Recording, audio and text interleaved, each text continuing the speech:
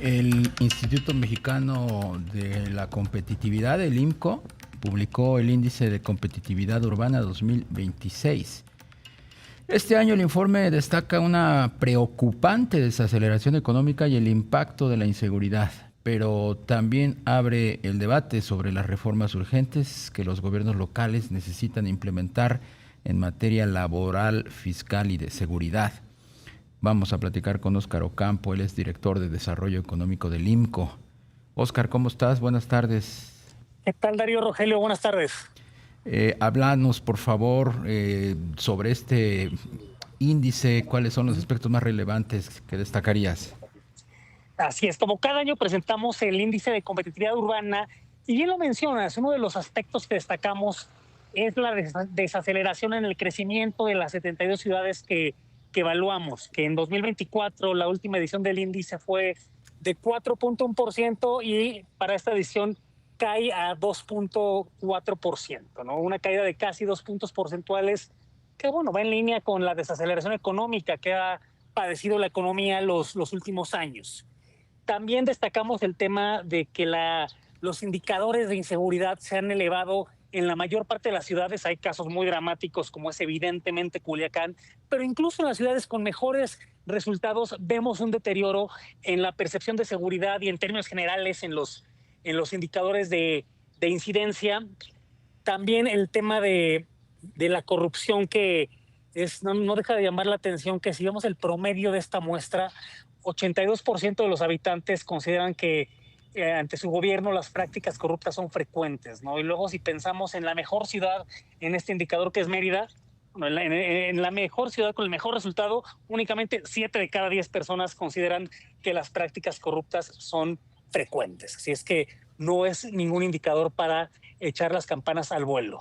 Y pasando a los resultados, en esta edición, en las ciudades grandes de más de 1 millón de habitantes, Querétaro encabeza en la primera posición, seguido de Guadalajara, Hermosillo, Saltillo y Monterrey, ¿no? ¿Qué vemos en estas 5 ciudades volcadas a la manufactura de exportación, ciudades con economías diversificadas, ciudades con entornos de formalidad relativamente grandes, ¿no? Por los Saltillo, 3/4 partes de su población económicamente activa está en la formalidad, y al mismo tiempo gobiernos con una capacidad fiscal relativamente grande.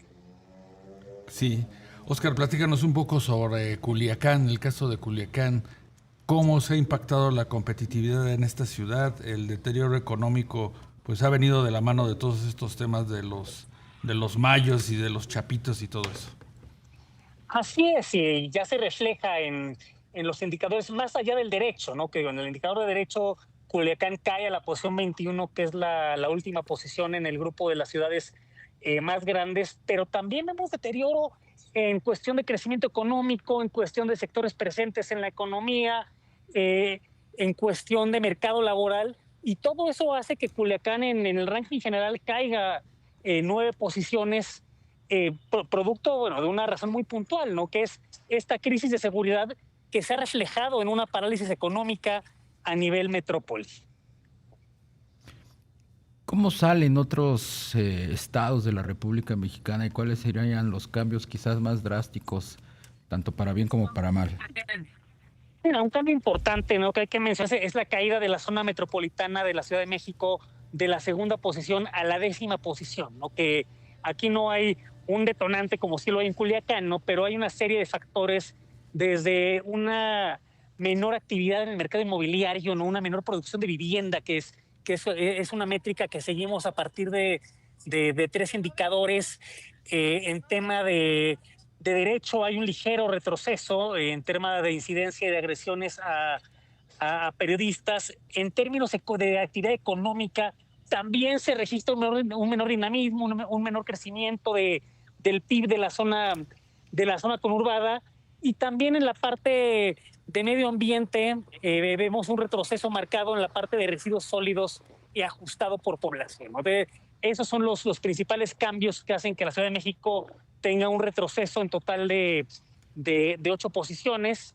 Y pasando al grupo siguiente, el de las ciudades medianas, vamos a llamarle de 500,000 a 1 millón de habitantes, Puerto Vallarta, que Puerto Vallarta al final el auge turístico que ha experimentado en los últimos años se refleja en una mayor producción inmobiliaria, en un mayor desarrollo inmobiliario, en un mercado hipotecario relativamente grande, ¿no? Una tasa de crecimiento de casi 3% por encima de la media de 2.1%, y un mercado laboral que se beneficia de la derrama económica del turismo extranjero, ¿no? Con una tasa de formalidad relativamente grande, ¿no? Y sueldos comparativamente más elevados, ¿no? Esos son los dos movimientos más relevantes.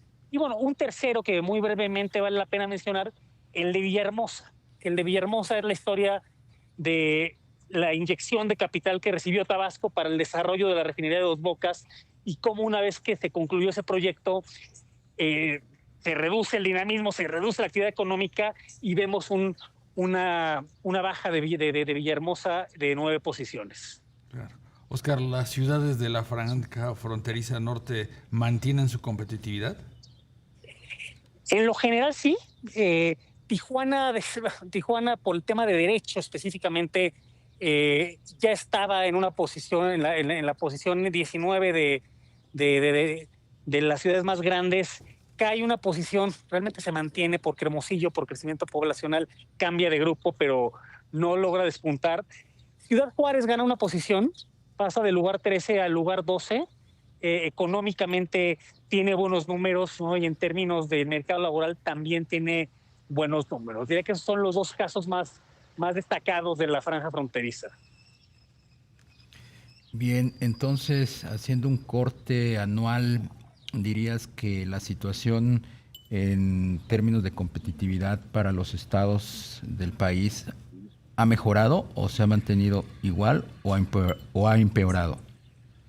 La parte positiva es que hay rubros donde vemos sistemáticamente mejoras, ¿no? En conectividad, mejoras en infraestructura de salud, mejoras en cobertura educativa, ¿no? Y esto, si vemos el largo plazo, vemos año con año mejoras. ¿Dónde vemos los focos rojos? En el menor crecimiento económico, porque eso es innegable y te diría que es transversal. En la inseguridad, aunque a diferentes escalas, pero sigue siendo el gran cuello de botella pendiente.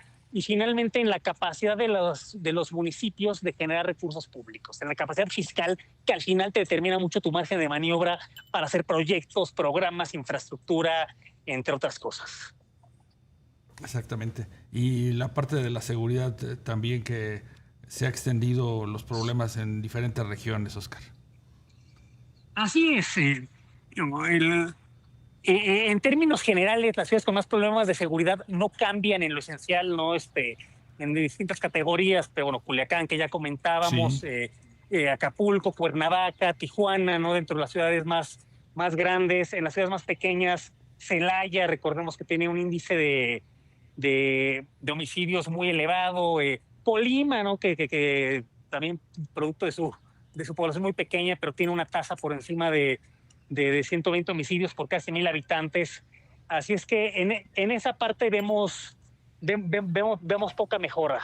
Incluso en ciudades con mejores índices de seguridad, ¿no? Como puede ser Mérida o Saltillo, que son las dos mejores a nivel nacional.